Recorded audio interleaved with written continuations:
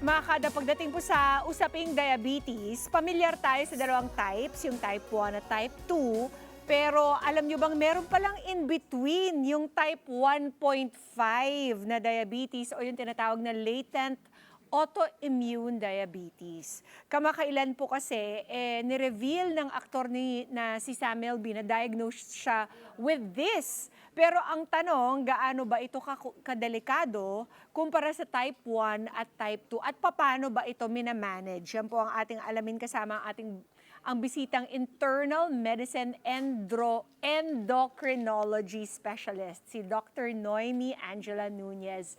Hello, Doc. Welcome po. Thank you for having me po. Okay, just a short review, Doc. Ano ba ang pagkakaiba muna ng type 1 at type 2 na diabetes? So yung alam natin kasi, yung diabetes talaga ang sakit na kung saan mataas ang level ng blood sugar, no? So yung blood sugar kasi ay kailangan ng cells natin para gamitan for energy, no? Yes. So ang insulin kasi ang hormone na nilalabas ng ating pancreas or yung lapay. So pinapasok niya yung mismong sugars into the cells para magamit siya sa energy. Okay. Kapag ang pasyente ay may diabetes, either kunyari sa type 1, walang insulin ang pinoproduce, no? So, syempre, kung walang insulin, walang magpapababa ng sugar, hindi nagagamit yung sugar. Correct. Compared to type 2, so type 2 diabetes, meron silang insulin, pero hindi siya nagagamit ng maayos. So, yung tawag dito, insulin resistance. Okay, so usually kapag type 1, nadadiagnose yan mas bata, no? Syempre, autoimmune din ito, so merong antibody. Yung antibody kasi, ito ay kailangan ng katawan natin panlaban sa infection. So, part yan ng immune system. So, in diabetes type 1, meron tinatawag na auto-antibody, yung sakit nila, nagkakaroon ng antibody against the cells na nagpo-produce ng insulin. So, hindi sila nagpo-produce ng insulin, no? So, itong mga kaso ng type 1... Sila yung nag-i-inject? Yes, they need insulin. So, hindi pwede yung mga tablets sa kanila because ang insulin talaga ay wala sila sa katawan. So, they need it outside. Yun, Matindi yung type yan, no? 1. Yes. Habang buhay nila in-inject ang kanilang mga sarili. Cannot use tablets. Yung type 2 naman, so usually ito, genetic din to, no? So, pero more of the lifestyle, kunyari medyo sedentary lifestyle or medyo overweight or obese. Or certain, even the Pacific Island, mga certain ethnicities, prone ka to develop that. And usually, as you get older, so mga 20 and above, usually 30s, 40s, na-diagnose ng type 2 diabetes. And in this case, you can use tablets kasi hindi naman sila insulin requiring. So, more of i-address mo yung mga risk factors, you help them lose weight, diet and exercise, and also some tablets to help them use the insulin better. Okay. So, ano naman po itong 1.5 na type 1.5 na Ayun. diabetes? Actually, 1.5 is not really common. That's why hindi natin alam lahat yon. It's either type 1 or type 2. It sounds like a fake. Yeah, actually, parang it's condition. 1.5, what is that, no? So, actually, it was discovered siguro mga 1990. So, it's really a relatively new concept. Kasi usually, a lot of these patients po, nadadiagnose sila as type 2 kasi medyo adult na yan mga 30s, above 30 yan sila. Pero napapansin nila na parang kahit naka-tablet sila, healthy lifestyle, mapayat. Like Samuel B, right? He's very fit, di ba? Pero bakit kahit naka-tablet sila, hindi gumaganda yung blood sugar nila, no? So parang eventually after, actually a period of at least mga 6 months observation period yan, they become insulin requiring. So ang cases nito is, meron silang antibody similar to type 1 na umaatake doon sa cells na nagpo-produce ng insulin. Pero compared to type 1, medyo mas mabagal sila. Mag-attack. So parang progressive siya. So it takes several years. So kaya ang tawag sa kanya is latent autoimmune diabetes in the adults. So compared to type 1 na talagang ang bilis ng progression, bata pa lang, tapos early 20s meron ng elevated blood sugar. In these cases, talagang it looks like type 2 diabetes talaga. So kaya pa siya ng tablets, but then kumukonti na kasi yung supply nila ng insulin, so eventually, kinakailangan na nila ng insulin. So nagiging type 1 sila eventually.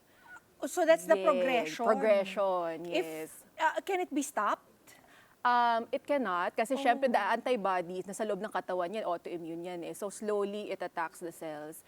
Pero there are ways po na isa-slow down yung progression. Yeah. Oo. So, kailangan ma-diagnose talaga siya ng maaga, ma-detect siya ng maaga para magawa yung certain combination of medications para hindi po siya lumala at bumilis ang progression to type 1. So, it requires medicine for the progression to slow down Yes. to type 1 diabetes. Yes. So, there are tablets, there are some medications po kasi for type 2 diabetes na ang action niya kasi ay pinapadami niya yung insulin mo sa katawan. In the cases of the type 1.5, since kulang na nga po sila ng supply, tapos pinipili pa ilabas yung insulin nila, mas mabilis mapagod yung mga cells nila. So, mabilis sila maging type 1. So, in this case, it's really a balance ng tablets and then eventually, ipaprogress mo sila sa insulin. So, parang it's really, it's quite a management actually. So, But can lifestyle changes also Yeah. slow down po yung progression niya sa papuntang type 1? yes. So, type 1.5 is the same as type 1 and type 2. Kailangan meron pa rin lifestyle changes, dietary changes. Kasi po yung blood sugar po talaga, pag tumaas yan, yun talaga ang nagkakos ng maraming damage sa body, no? So, pag mataas din yung sugar, ina-affect din niya yung mga insulin-producing cells. So, pati kidneys, pati liver, pati blood vessels. So, talagang the blood sugar, the way to control that and to help decrease the progression is really talagang part din ng lifestyle. Which includes, ano po? Yan. So dietary changes. So, syempre, bawas na sa mga matatamis. Okay. So, for... Pati carbohydrates. Mainly carbohydrates. Kasi yun talaga mabilis maging sugars yun in the body. Tsaka dapat yung meals natin, hindi tayo masyadong nag-binge eat. So, for diabetes diet, kunwari, kakain kayo, parang selected carbs, kunwari, 1 cup of rice per meal and then ulam and vegetables. Hindi na pwede yung rice, tapos meron pang pasta, tapos meron pang bread. Tinapay. Oo, tinapay. Tapos after that po, talagang isi-space out mo at least 2 hours later kasi hayaan mo bumaba mo na yung sugar and then you have lunch, same thing, and then dinner. Tapos wala na masyadong mga desserts, mga sodas, mga juices. Yes. Kahit po yung mga sugars from fruits, hindi na pwede. Yes, because it's still, it turns into glucose pa din siya. So, mataas pa din. So, pag fruit kasi, hindi na nakakaubos ng fruit ang isang person with diabetes. So, for example, for 1 meal, kasya lang sa palm of your hand lang. So, kunyari, mangga. Naririnig yan. Oo, pag mangga, so hindi ka makaubos ng mangga, no? So, isang pisngi lang, isang meal. And then, if you want to finish yung kabilang side, edi sa lunchtime naman yon. Oo. Tipid na tipid talaga. Yes. Pero yung mga berries po, hindi ganun kataas yung sugar content nila, no? Or Sugar pa depende din rin? siya. So, limited din. Yung, pag mga berries, siguro mga 5 pieces per meal. Yun talaga siya. So, siguro as a rule, it should just fit the palm of your hand. Yeah, for the Or fruit. tigdi-5 piraso. Pag berries, yes. Oo. So, we prefer Kasi yung food- grapes, mas mataas pa yung Yeah. sugar content nun, tsaka saging. Yes. So pag saging nga actually, kasi there are patients po na parang 'di ba, fruits and vegetables are very healthy. Oo. So minsan, Dok, hindi na po ako nagkakanin, puro na ako like Fruits prutas. and vegetables. Prutas. So sabi ko, hala, kaya pala ganito kataas yung Doon naman sugars tayo mo. nayari. So parang pag for a banana actually, kung yung small banana pwede, pero yung malaking banana, hatiin mo pa siya. So it's really talagang kailangan mo space out. So hindi siya bawal. You just really have to space it out talaga. Oo. Tipid pala tong mga to. Tipid pala magka-friend na may diabetes. Ito pong simptomas ng type 1.5. The same lang po sa mga simptomas ng types 1 and 2. Yes. So, nagkakaroon lang po talaga ng symptoms kapag meron kang mataas na blood sugar talaga, no? So, pag mataas ang blood sugar mo, pare-pareho lang yan ng symptoms. So, pag napapansin nyo na parang uhaw na uhaw kayo palagi, gusto nyo laging uminom ng tubig, laging nagugutom, tapos, especially ihi ng ihi. So, nagigising sa gabi at least mga 1 to 2 times para umihi lang, di ba? Usually kasi kapag wala ka namang diabetes and you're young, di ba? I mean, paggising mo lang sa umaga, doon ka na umiihi. But these patients po, napapansin nila, parang ihi sila ng ihi. So, in turn, As in, it wakes them up. it wakes them up just to Oo. pee. And then, kunyari, uminom sila ng water, wala pang 2 hours, naihi na sila. So dahil doon kasi mataas kasi yung blood sugar nila, so yun ang usual symptoms. And on top of dizziness, blurring of vision, naglabo yung mga mata nila. Unexplained weight loss Yes. also po. Yung unexplained weight loss po kasi as mentioned po kasi yung sugar, kailangan ipasok sa cells yan to be energy, no? Kapag diabetes kasi na walang insulin na pinoproduce or kulang sa insulin or hindi siya gumagana, hindi pumapasok yung glucose. So, ang nangyayari po, pag nagbaburn tayo, fats. Yung fats or yung muscle yung nababurn. Kaya nag-lose ng weight yung isang pasyente. Kaya doon nila napapansin na, okay, hindi naman ako nagda-diet but I'm losing weight. Medyo confusing, no? Diba? Kasi parang you were eating a lot, but you were you're losing weight. Yes. Grabe. At frequent infections po? Yes, because for diabetes talaga, low yung immune system, so mababa talaga yung immune system, prone to any infection. So, a lot of the cases po, yung mga na-diagnose ng tuberculosis, kasi talagang usually, it's very common po dito yung tuberculosis, pero a lot of the patients na mataas po talaga yung blood sugar na diagnosed with pneumonia, pulmonary TB, or kahit yung mga boils na hindi agad na nag-heal, or sugat po na hindi agad nag-heal, yun po yung mga symptoms po noon. Bakit po hindi nag-heal agad yung mga sugat? Di ba diabetes patients are scared always to get parang wounded, dapat protected yung mga paa nila, kasi nga sometimes they just hindi nag-heal kapag nagkakaroon sila ng sugat. Tapos, some of them end up amputating. Yes. So, besides po yung low na immune system natin, no, mahina yung panlaban nila sa infection, yung mga blood vessels po kasi nila, parang marami na pong mga bara-bara. So, hindi maganda yung blood flow din po.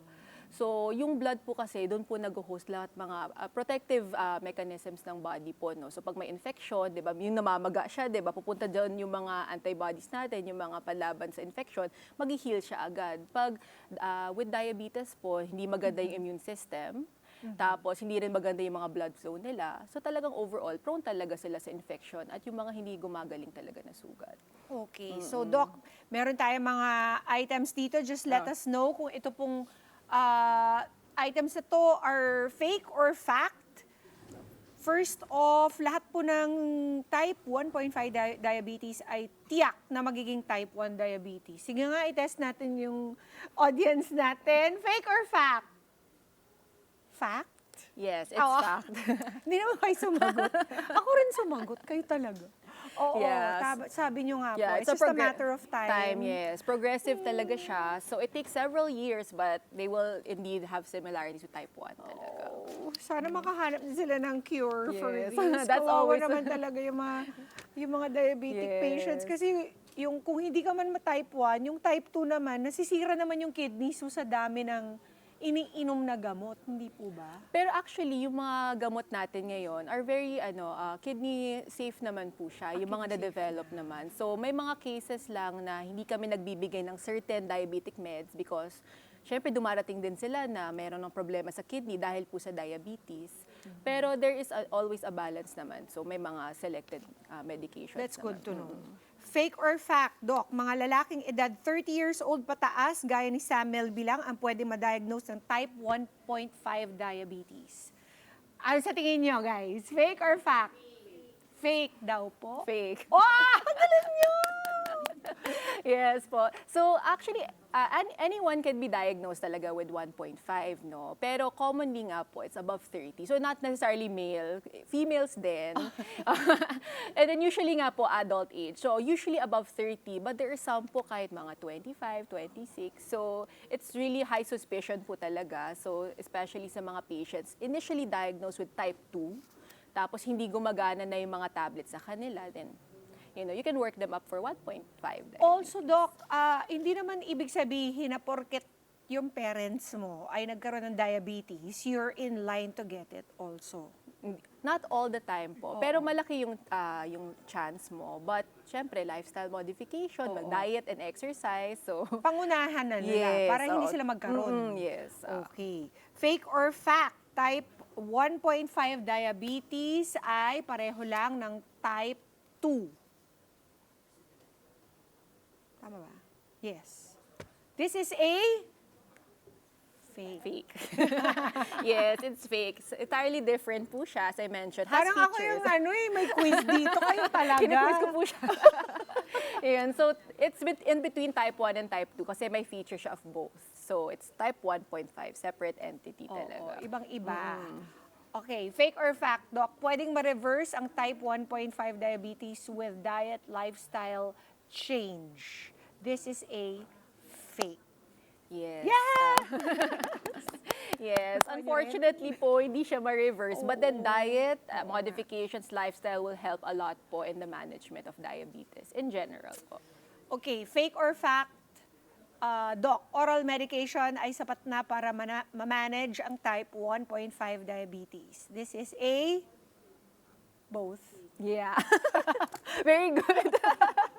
Ayan, so it's actually both kasi para sa type 1.5 diabetes, nagsisimula kasi yan na kaya pa sila ng tablets, oral tablets. And then usually, yun yung part ng diagnosis yun mga at least 6 months sila, kaya sila ng tablets. But eventually, kakailanganin talaga ng insulin.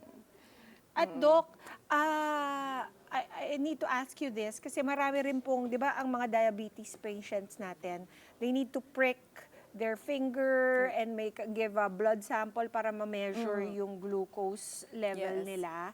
Merong naglalabasan in the market na no prick? Yes. You just use your, is it saliva? Or? No, they attach it po dito sa sa arm. So parang naka-connect siya. Continuous glucose monitor yun or CGM. So it attaches to the parang tinatawag doon fluid. Hindi siya blood pero interstitial fluid yung tawag doon. So sa medyo subcutaneous layer, mga fatty layer siya ilalagay. And then isascan lang nila yun. Walang awi. Wala. Wala nang sakit na to. Wala. And how is this? How precise is it?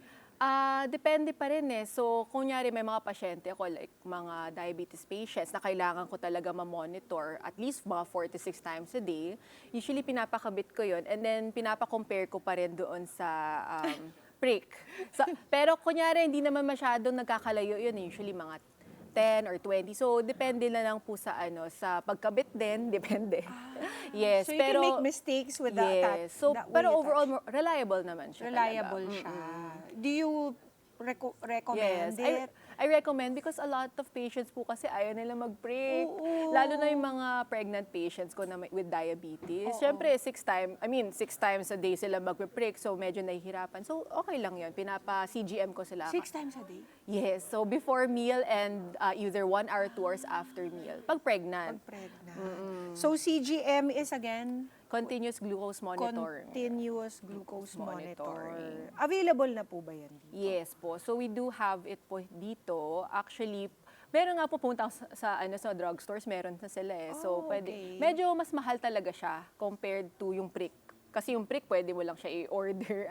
Very reliable kasi matagal na kasi yung prick na yan Pero medyo pricey lang talaga yung continuous glucose monitoring. It's just some people talaga, they're so fed up with pricking themselves every day of their lives. Kaya maraming salamat, Doc Noemi, for this very informative discussion.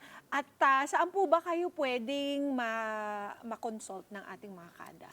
So, currently po, may clinic po ako sa St. Luke's, Quezon City po, and sa Providence Hospital po. Where's Providence? Along Quezon Avenue lang po ako. Okay. Yes po. Maraming salamat, Doc Noemi, thank you for your po. time this morning. Wow, what a mind-blowing discussion. Ngayon ko lang po ito narinig. So thank you for setting the record straight. Mga kada, kahit anong type pa ng diabetes yan, types 1, 2, or 1.5, ay hindi po ito dapat baliwalain. Mararamdaman pa lang po ang symptoms nito or maramdaman pa lamang natin ang symptoms nito, dapat agad magpakonsulta sa espesyalista para hindi na po lumala. Walang daya sa treatment ng diabetes, kaya let's all take care, mga kada. Let's get together. Sunday 25. Sunday 25.